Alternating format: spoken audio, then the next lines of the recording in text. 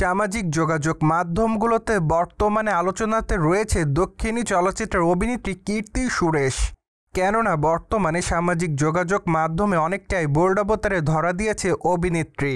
তাই তো বলাই বাহুল্য যে বর্তমানে তাকে অফ শোল্ডার ওয়েস্টার্ন পোশাকে দেখা যাচ্ছে, যদিও তার পোশাকটা অবশ্য দুটি অংশে বিভক্ত। তাই তো বলাই বাহুল্য যে উপরের অংশটা কালো রঙের অফ শোল্ডার টপসের মতো অ্যান্ড নিচের অংশটুকু সাদা রঙের স্কার্ট, পাশাপাশি অবশ্য ব্ল্যাক কালারের দোপাট্টাও দেখা যাচ্ছে। সেই সাথে খোলামেলা চুলে ডিপ মেকআপে তাকে দেখতে বেশ গর্জিয়াস দেখাচ্ছে। তাই তো বলাই বাহুল্য যে বর্তমানে কীর্তি সুরেশের রূপের প্রতি তার সকল ভক্তরা নতুন করে হচ্ছে কুপকাত। ফলে তার প্রকাশ করা ছবির কমেন্ট বক্সে অনেকেই লিখেছে ওয়াও, পাশাপাশি অনেকে আবার তাকে গর্জিয়াস বলেও দাবি করেছে অ্যান্ড অনেকে তাকে প্রিটি গার্ল লিখেছে। সেই সাথে অনেকে আবার লাভলিও লিখেছে। মোরওভার অনেকে আবার তাকে বিউটিফুল বলেও দাবি করেছে। যাই হোক, সব কিছু মিলে আপাতত সাউথ ইন্ডিয়ান চলচ্চিত্রের অভিনেত্রী কীর্তি সুরেশ তার দর্শকদের কাছে এভাবে রয়েছে লাইমলাইটে। অন্যদিকে আপনারা সকলে জানেন যে দক্ষিণী চলচ্চিত্রের প্রথম সারির একজন অভিনেত্রী হলেন কীর্তি সুরেশ। কেননা এই সুন্দরীতম তারকা তার অভিনয় গুণে তার দর্শকদের কাছে নজরে এসেছেন বারংবার।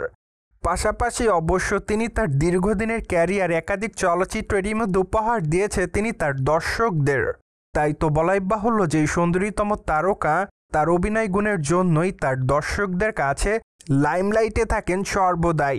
মোরওভার দক্ষিণী চলচ্চিত্রে এই তারকাকে সর্বশেষ কাপ্পু রাম্বু চলচ্চিত্রে দেখা গিয়েছে অভিনয় করতে।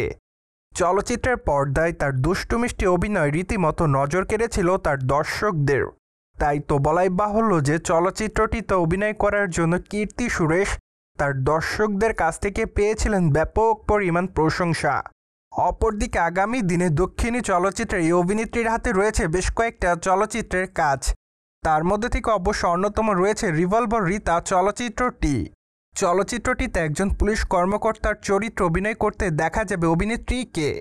তাই তো বলাই বাহুল্য যে বর্তমানে তার নতুন এই চলচ্চিত্রটির জন্য অপেক্ষাতে তার সকল দর্শকরা।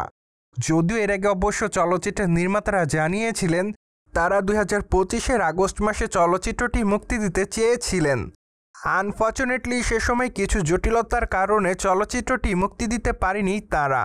তাই তো বলাই বাহুল্য যে চলচ্চিত্রটি খুবই শীঘ্রই মুক্তি দেওয়ার পরিকল্পনায় রয়েছে চলচ্চিত্রের নির্মাতা সংশ্লিষ্টরা।